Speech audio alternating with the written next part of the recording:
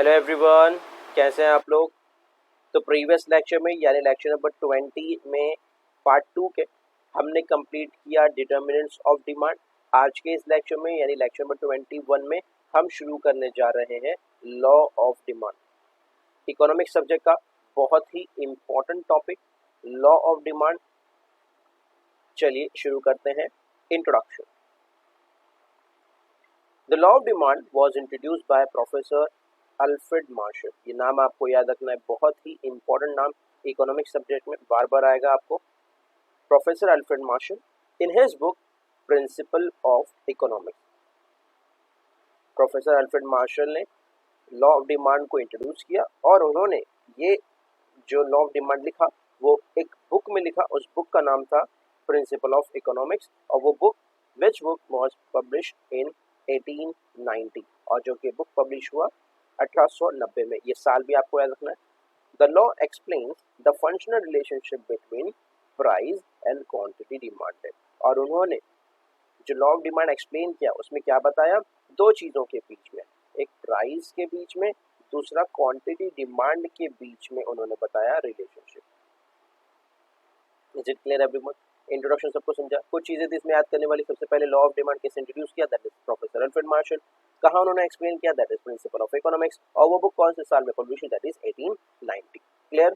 चलिए आगे बढ़ते। अब उस बुक में क्या लिखा, बुक में एक स्टेटमेंट लिखा था उन्होंने। वो क्या स्टेटमेंट था, वो ये स्टेटमेंट था, statement of the law. According to professor Alfred Marshall other thing remain constant. हमने आपको प्रीवियस टू प्रीवियस जब लॉ ऑफ डीएमयू आपको पढ़ाया था, law of diminishing marginal utility आपको पढ़ाया था, वहां पे सिखाया था अदर थिंग रिमेन्स कांस्टेंट का मतलब यानी अगर सब कुछ ठीक रहा तो, अगर सब चीजें कांस्टेंट रही तो ही हमारा लॉ काम करेगा। लॉ क्या कहता है, अल्फ्रेड मार्शल लिखते हैं higher the price of a commodity. अगर किसी चीज का प्रोडक्ट का प्राइस हाई हो जाए, प्राइस अगर किसी चीज का बढ़ जाए तो क्या होगा, स्मॉल द क्वांटिटी डिमांडेड। तो क्या होगा भाई, उस प्रोडक्ट की जो क्वांटिटी डिमांडेड है वो कम हो जाएगी, स्मॉल हो जाएगी। अगर प्राइस इंक्रीज हो जाएगा तो क्या होगा, क्वांटिटी डिमांडेड डिक्रीज हो जाएगी। And the lower the price of the commodity, और इससे अपोजिट अगर उस चीज का प्राइस कम हो जाता है, the larger of the quantity demanded, तो क्या होगा, उसके अपोजिट एंड में क्वांटिटी डिमांडेड इंक्रीज हो जाएगा। तो हमने आपको प्रीवियस लेक्चर में सिखाया था कि प्राइस और क्वांटिटी डिमांडेड के बीच में कैसा रिलेशनशिप हो गया, नेगेटिव रिलेशनशिप हो गया, डायरेक्ट रिलेशन, इनडायरेक्ट रिलेशनशिप हो गया, एडवर्स रिलेशनशिप हो गया। प्राइस घटता है तो डिमांड बढ़ जाता है, प्राइस बढ़ता है तो डिमांड घट जाता है। तो ये था हमारा स्टेटमेंट ऑफ द लॉ। अब इसी स्टेटमेंट को उन्होंने एक्सप्लेन किया गया अदर वर्ड्स में, सिंपल वर्ड्स में आपके लिए एक्सप्लेन किया गया। क्या लिखा है, in other words other factor remaining constant. आपको पता है कि अदर फैक्टर रिमेनिंग कांस्टेंट मतलब अगर सब कुछ ठीक ठाक रहा तो, किसी भी तरीके का कोई भी फ्लक्चुएशन नहीं हुआ तो क्या होगा, if the price of a commodity rises, अगर किसी प्रोडक्ट का प्राइस बढ़ जाता है, for first fall when the price of the commodity falls the demand of the commodity rise. तो क्या होगा भाई, अगर किसी प्रोडक्ट का प्राइस कम, अगर प्राइस किसी भी प्रोडक्ट का बढ़ जाता है तो उस प्रोडक्ट की डिमांड जो है वो फॉल हो जाएगी। और इसी तरीके से अगर प्राइस फॉल होता है तो डिमांड क्या होगी, राइज हो जाएगी, बढ़ जाएगी। क्लियर? बार बार आपको वही बात कह रहे हैं, एक्सप्लेनेशन ऑफ द लॉ में भी वही कहा और इंट्रोडक्शन में भी आपको वही बताया और स्टेटमेंट ऑफ द लॉ में भी वही। ठीक है, thus there is a inverse relationship between the price and quantity demanded. तो इससे हमें क्या पता चला, प्राइस और क्वांटिटी के बीच में रिलेशनशिप कैसा रिलेशनशिप है, इनवर्स रिलेशनशिप है। याद है आपको हमने इनवर्स के लिए दो और वर्ड बताए थे, इनडायरेक्ट या नेगेटिव। इनडायरेक्ट और नेगेटिव रिलेशनशिप का मतलब क्या होता है कि एक वेरिएबल इंक्रीज होता है तो दूसरा वेरिएबल डिक्रीज होता है, अगर वो डिक्रीज होगा तो पहला वाला वेरिएबल इंक्रीज हो जाएगा। इसे हम कहते हैं इनवर्स रिलेशनशिप। एग्जाम के पॉइंट ऑफ व्यू से याद रखना है, ज्यादातर आपको यही वर्ड यूज किया, इनवर्स रिलेशनशिप। दूसरा वर्ड क्या है, इनडायरेक्ट या फिर नेगेटिव रिलेशनशिप। तो आपसे क्वेश्चन में पूछा जा सकता है कि there is a positive relationship between price and quantity demanded, this statement is false because there's a negative relationship between, there is an inverse relationship between, there is indirect relationship between quantity demanded and its price. Clear? अब symbolically किस तरह से इसे present किया जाए, mathematics की library में किस तरह से प्रेजेंट किया जाता है, देखते हैं। कि functional relationship between demand and price is express, किस तरह से एक्सप्लेन किया गया, बहुत ही सिंपल एक फॉर्मूला लिखा गया जिसमें आपको बताया गया कि demand of x commodity is a function of price, यानी किसी भी प्रोडक्ट का डिमांड जो है उसके प्राइस पे डिपेंड करता है। फंक्शन में डिपेंड करना है किस पे, उसके प्राइस पे। तो आपको एक्सप्लेन कर दिया, where D is equal to demand for a commodity. ये क्या है, डी एक्स क्या है, डिमांड, एक्स कोई कमोडिटी है, एक्स क्या है, कोई कमोडिटी है, ठीक है। तो D X is means demand for a commodity. फिर क्या है, एफ है, दैट इज फंक्शन, एफ क्या है, फंक्शन है, एक्स क्या है, कोई कमोडिटी है, एंड पी एक्स क्या है, प्राइस ऑफ अ कमोडिटी। सिर्फ पी होगा तो प्राइस है, लेकिन एक्स इज मीन्स कमोडिटी। तो जिस चीज़ के हम डिमांड की बात कर रहे हैं उसी चीज़ के प्राइस की भी बात कर रहे हैं। तो जिस चीज़ की हम प्राइस की बात कर रहे हैं उसी चीज़ की हम डिमांड की बात कर रहे हैं। आपको ऐसा नहीं है डी एक्स या Y is equal to function of, ऐसा नहीं है, ठीक है। क्यों नहीं है, यहाँ पे वाई एक प्रोडक्ट है, यहाँ पे एक्स दूसरा प्रोडक्ट नहीं। अगर यहाँ पे एक्स है तो यहाँ पे भी एक्स होगा। जिस प्रोडक्ट की डिमांड की बात कर रहे हैं उसी प्रोडक्ट की हम प्राइस की बात करेंगे, ठीक है। तो यहाँ पे इस तरीके से इसे हम मेंशन कर सकते हैं, प्राइस ऑफ कमोडिटी वाई, ठीक है। अगर हम इस तरह से मेंशन करते हैं demand for commodity X, then it will be function of price of X. Clear, simple है। नाउ बढ़ते हैं एजम्पशंस की तरफ कि इस लॉ को पढ़ने के लिए आपको पता है एजम्पशंस का मतलब क्या होता है। अगर आप इस लॉ को प्रूव करना है तो आपको कुछ सर्टेन चीजें, कुछ ऐसी चीजें जो रियल में नहीं है, आपको उसको रियल मानना पड़ेगा, और जो रियल में है उसको इरियल मानना पड़ेगा, नकली मानना पड़ेगा। क्यों मान रहे हैं, सिर्फ लॉ को प्रूव करने के लिए। हम अज्यूम कर रहे हैं कि भाई वो फैक्टर्स रियलिटी में है जो कि रियलिटी में नहीं है, हम उनको मान रहे हैं। अजम्पशन का मतलब वैसे तो आपको अजम्पशन मींस अज्यूम करना, हाँ, लेकिन क्यों अज्यूम कर रहे हैं, just to prove the law. Law को सपोर्ट प्रोवाइड करने के लिए, लॉ को प्रूव करने के लिए हम कुछ ऐसे फैक्टर्स जो रियल में नहीं है हम उनको मान रहे हैं, रियल मान रहे हैं, यही है assumption. The law of demand is based on following assumption. तो चलिए एजम्पशन भी पढ़ते हैं। क्या है लॉ ऑफ डिमांड के एजम्पशन? पॉइंट नंबर 1 आपके सामने, कांस्टेंट लेवल ऑफ इनकम। कि हमने क्या अज्यूम कर लिया कि किसी भी प्रोडक्ट का, किसी भी कंज्यूमर का जो इनकम है वो कांस्टेंट है, यानी कंज्यूमर ने अगर 5000 अर्न किया है तो नेक्स्ट टाइम भी उसका इनकम 5000 ही है, उसका इनकम ना ही बढ़ रहा है ना ही घट रहा है। लेकिन अब रियलिटी में आप जानते हैं कि कंज्यूमर यानी हम और आपका इनकम थोड़ा बहुत बढ़ भी सकता है, थोड़ा बहुत कम भी हो सकता है, वो कांस्टेंट नहीं होता है, वो चेंजेबल होता है, वो वेरिएबल होता है, ठीक है। लेकिन हमने अज्यूम किया है, क्यों अज्यूम किया, लॉ को प्रूव करने के लिए। क्या अज्यूम किया है कि कंज्यूमर इनकम कांस्टेंट है, चेंज नहीं हो रहा है। If the law of demand is find the true operate then consumers income should remain constant. अगर आपको लॉ ऑफ डिमांड को प्रूव करना है तो आपको मानना पड़ेगा कि कंज्यूमर का जो इनकम है वो कांस्टेंट है। If there is a rise in income people may demand more at a given price. अगर उसका प्राइस, अगर उस प्रोडक्ट का, उस पर्टिकुलर कंज्यूमर का प्राइस, इनकम अगर आप जानते हैं कि अब वो अगर बढ़ जाएगा, अगर आपने मान लिया कि इनकम बढ़ जाएगा तो प्राइस इंक्रीज होने के बाद भी वो प्रोडक्ट की डिमांड करेगा ज़्यादा। क्यों डिमांड करेगा, क्योंकि आपको पता है कि उसके पास पैसा बहुत है, पैसे की कोई कमी नहीं। तो ऑब्वियसली ऐसे टाइम पे वो पर्टिकुलर कंज्यूमर क्या करेगा, प्रोडक्ट की डिमांड जो है वो ज़्यादा करेगा। क्यों, क्योंकि उसका जो इनकम है वो बढ़ रहा है। इनकम को हमने बताया था कि इनकम को वाई से डिनोट करते हैं, ठीक है। तो अगर हमें ये मानना है कि किसी भी कंज्यूमर का इनकम बढ़ ही नहीं रहा है, जितना था उतना ही है, अगर वो 5000 था तो 5000 है, अगर वो हमने अज्यूम कर लिया था 6000 है तो हमेशा 6000 है, अगर वो 7000 तो 7000 है, 8000 तो हमेशा 8000 ही है, वो चेंज नहीं हो रहा। अगर 5000 तो पूरे में 5 5 5 5 5, अगर 6 था तो 6 6 6 6 6, ठीक है। तो हमने अज्यूम कर लिया कि भाई किसी भी प्रोडक्ट को खरीदते वक्त उस कंज्यूमर का इनकम चेंज नहीं हो रहा है। तो ये था पॉइंट नंबर 1 एजम्पशन का, that is constant level of income. Clear, चलिए बढ़ते हैं assumption number 2, point number 2, no change in the size of the population. Population की बात कर रहे हैं, अब आबादी की बात कर रहे हैं कि कैसे, कौन सी पॉपुलेशन की बात कर रहे हैं।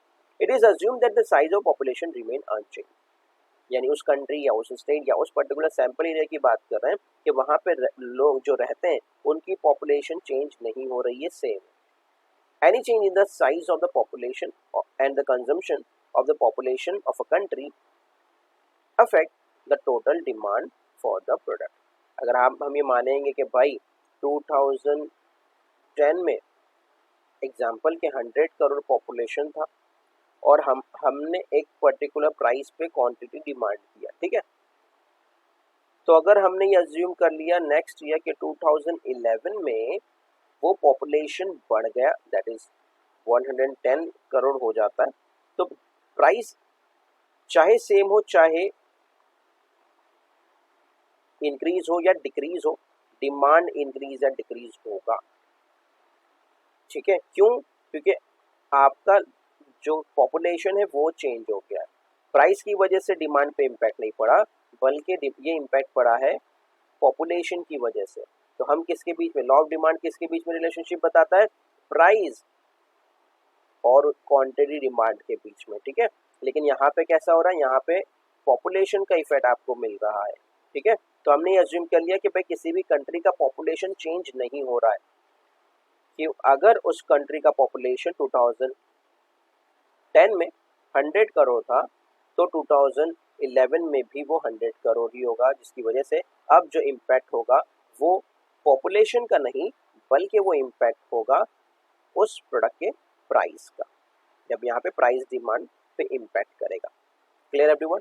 यहाँ तक सबको समझा? There is no change in size of population. Obviously आप अगर अज्यूम कर लीजिए, छोटे से एग्जांपल हम समझ लेते हैं कि अगर कोई घर है, घर में अगर 10 किलो चावल एक महीने में खत्म हो रहे थे, ठीक है, तो अगर हम बोलेंगे कि भाई वहाँ पे 5 मेंबर थे, लेकिन अगर वो मेंबर बढ़ जाते हैं, नेक्स्ट ईयर बढ़ जाते हैं, 7 मेंबर हो जाते हैं, तो ऑब्वियसली ये जो डिमांड है 10 केजी का जो चावल, जो राइस का हमें कंजम्पशन लगता था, वो बढ़ेगा नहीं बढ़ेगा?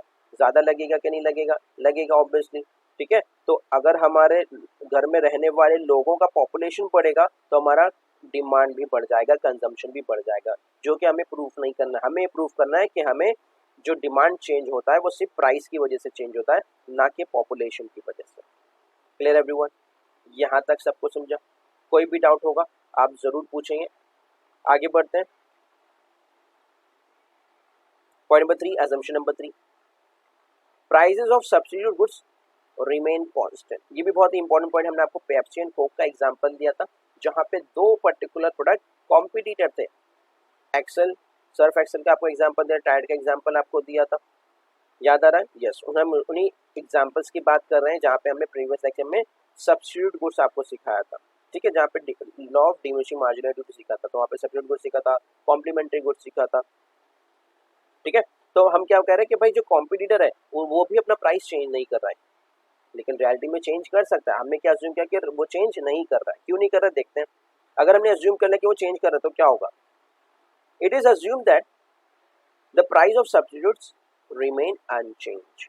सामने वाले ने भी अपने प्रोडक्ट का प्राइस चेंज नहीं किया है। Any changes in the price of the substitutes will affect the demand for the commodity। अगर सामने वाले ने प्रोडक्ट का प्राइस चेंज कर लिया तो इससे हमारे प्रोडक्ट पे भी इम्पैक्ट होगा। कैसा इम्पैक्ट होगा? आसान भाषा में समझ लेते हैं कि भाई अगर पेप्सी और कोक का एग्जांपल हम अज्यूम कर लेते हैं, ठीक है, तो एग्जांपल के लिए हमने पेप्सी और कोक ले लिया, तो अब ये समझ लीजिए कि अगर इन केस हम जो है वो पेप्सी के ओनर है, ठीक है, हम पेप्सी बना रहे हैं और हमारा जो कॉम्पिटिटर है वो कोक बना रहा है। ठीक है, बहुत ध्यान से। तो हमने पेप्सी बनाया और सामने वाला जो कोक बना रहा है, एग्जाम्पल। तो अब ऐसे केस में लेट्स से कि हमारा 10 बॉटल्स हमारे बिक रहे हैं, वी आर सेलिंग 10 बॉटल्स, ठीक है, पर डे पर वीक। एग्जाम्पल के लिए समझ लेते कुछ भी, इसका कॉस्ट है एग्जाम्पल 12 रुपीज़। एग्जाम्पल क्या है कि आप समझ लीजिए कि 12 रुपए का एक बॉटल बेच रहे हैं और दिन में 10 बॉटल बेच रहे हैं, पेप्सी है उतना है। ठीक है, दूसरी तरफ हमारा जो कॉम्पिटिटर है वो क्या करता है, अपने प्रोडक्ट का प्राइस जो है वो 8 रुपीज़ कर देता। तो इससे क्या होगा? इससे उसकी डिमांड बढ़ जाएगी क्योंकि उसने प्राइस कम कर दिया, और इसका नेगेटिव इम्पैक्ट हम पे होगा, हमारी डिमांड भी कम हो जाएगी। उसकी डिमांड बढ़ जाएगी, हमारी डिमांड कम हो जाएगी। किसकी वजह से हुआ? हमने अपने प्राइस चेंज नहीं किया, हमारा प्राइस जितना था उतना ही है। हमारा प्राइस 12 का था, 12 ही है, लेकिन हमारी डिमांड कम हो जाएगी। क्यों कम हो जाएगी? क्योंकि सामने वाले ने, कॉम्पिटिटर ने, हमारे सब्स्टिट्यूट प्रोडक्ट ने अपने प्रोडक्ट का प्राइस चेंज कर दिया। अगर वो डिक्रीज करेगा प्राइस तो हमारे डिमांड डिक्रीज हो जाएगी। हाँ, अगर इनकेस वो अपने प्रोडक्ट का प्राइस इंक्रीज करता है, 18 कर लेता है, तो ऑब्वियसली उसका प्रोडक्ट हमारे प्रोडक्ट से महंगा हो गया, अब उसकी डिमांड डिक्रीज हो जाएगी। और इसका इम्पैक्ट क्या होगा? अब हमारा प्रोडक्ट लोग खरीदेंगे क्योंकि उसने, हमारे कॉम्पिटिटर ने अपना प्रोडक्ट का प्राइस बढ़ा लिया है। Is it clear?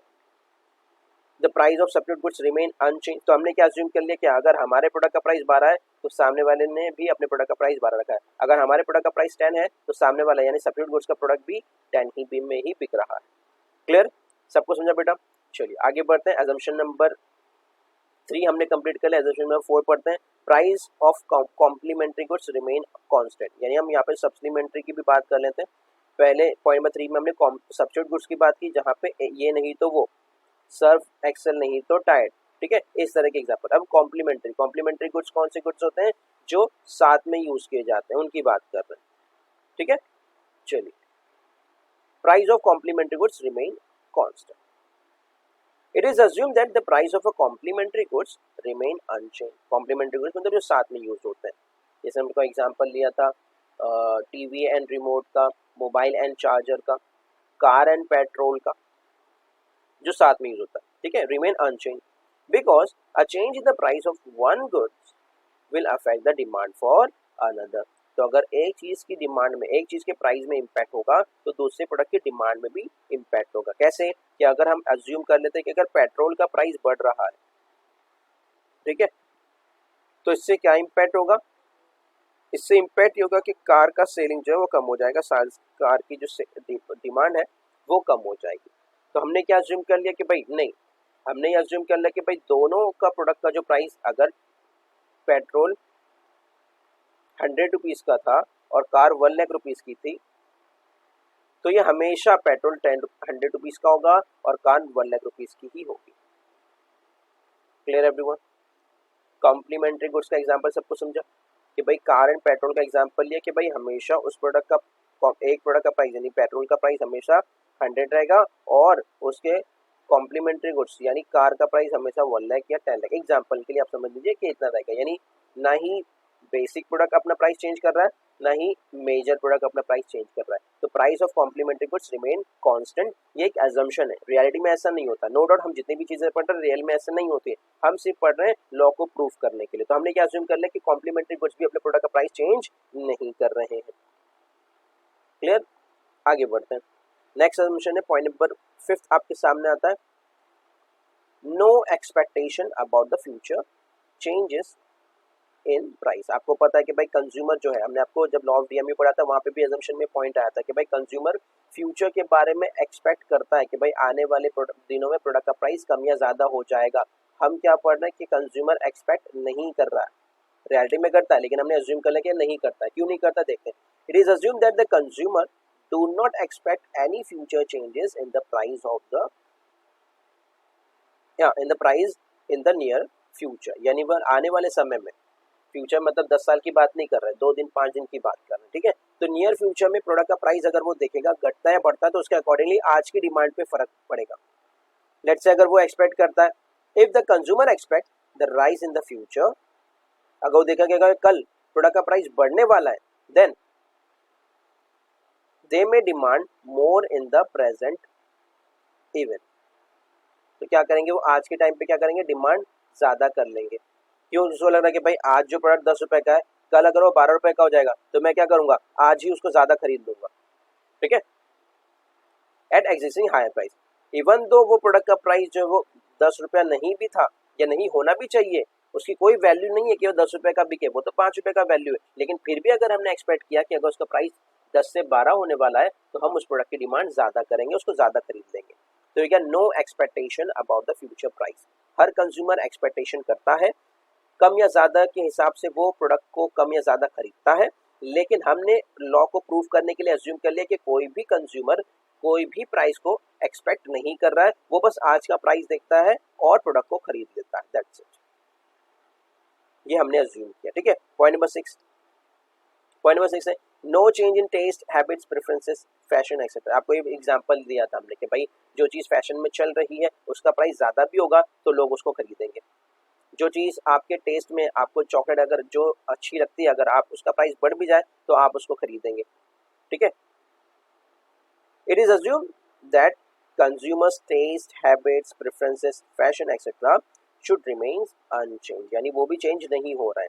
Any change in the factors will lead to a change in demand. तो ये सब फैक्टर्स भी डिमांड को चेंज करेंगे। हमने क्या किया है, सिर्फ अज्यूम किया कि भाई प्राइस ही डिमांड को चेंज करेगा, ठीक है। तो हमने इन सभी फैक्टर्स को क्या मान लिया, अनचेंज मान लिया, ये कभी चेंज नहीं होते हैं, ऐसा हमने अज्यूम कर लिया, ठीक है। क्या क्या चेंज नहीं होता है, कंज्यूमर का टेस्ट है, कंज्यूमर की हैबिट्स हैं, उसके प्रेफरेंसेस हैं, फैशन है, इसको हमने मान लिया कि कभी चेंज नहीं होता, ये अनचेंज ही होता है। आपको याद है हमने जब इसको आपको जब डीएमयू में सिखाया था कि भाई जो बेल बॉटम जीन्स हैं जो अमिताभ बच्चन जी अपने ज़माने में पहनते थे, जिसके बॉटम बहुत बड़े बड़े होते थे, आज वो कोई भी नहीं खरीदेगा, इवन तो वो 200 रुपीज़ का मिलेगा तभी भी। क्यों? क्योंकि that is out of fashion.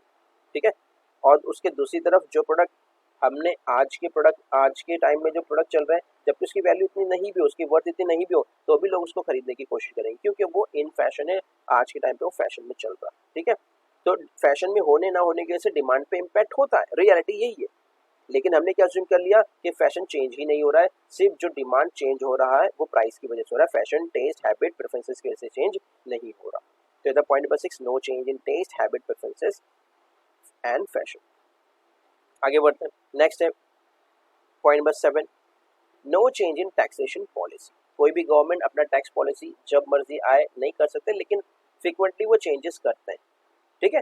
तो टैक्सेशन रिजीम में चेंजेस होते हैं, हम क्या अज्यूम कर रहे हैं कि वो चेंज नहीं होते हैं। क्यों? देखते हैं। Taxation policy of the government has a great impact on the demand और for various goods and services. ठीक है। तो अगर किसी प्रोडक्ट पे लेट्स से उसका प्रोडक्ट का प्राइस है 10 रुपी और गवर्नमेंट ने उस पर टैक्स लगा दिया है 5 रुपी, तो अब उस प्रोडक्ट का प्राइस बढ़ गया, 15 रुपीज हो गया। ऑब्वियसली इससे क्या होगा, उसकी डिमांड पे इम्पैक्ट हो, उसका डिमांड डिक्रीज हो जाएगा।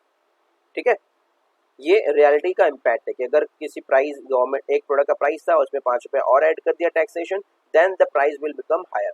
ठीक है। जब प्राइस हाई हो गया तो इस पर क्या होगा इम्पैक्ट, उस प्रोडक्ट की डिमांड जो है वो डिक्रीज हो जाएगी। लेकिन therefore it is assumed that there is no change in the policy of taxation declared by the government। तो हमने क्या assume कर लिया कि गवर्नमेंट ने हमेशा जो प्राइस चार्ज किया था, अगर वो 2 रुपया था तो वो नेक्स्ट ईयर भी 2 रुपीज़ ही होगा, उसके नेक्स्ट ईयर भी 2 रुपीज़ ही होगा, उसके नेक्स्ट ईयर भी 2 रुपीज़ ही होगा। ठीक है। तो इससे क्या होगा, इम्पैक्ट प्राइस का जो वो अनचेंज होगा, हमेशा 12 रुपये होगा। ये हमने अज्यूम किया है, रियलिटी में ऐसा नहीं होता है। No change in taxation policy. Government क्या करती है, हर साल कुछ ना कुछ इम्पैक्ट इंट्रोड्यूस करती है, कुछ ना कुछ चीज़ों का प्राइस बढ़ाती है। ठीक है। Clear everyone?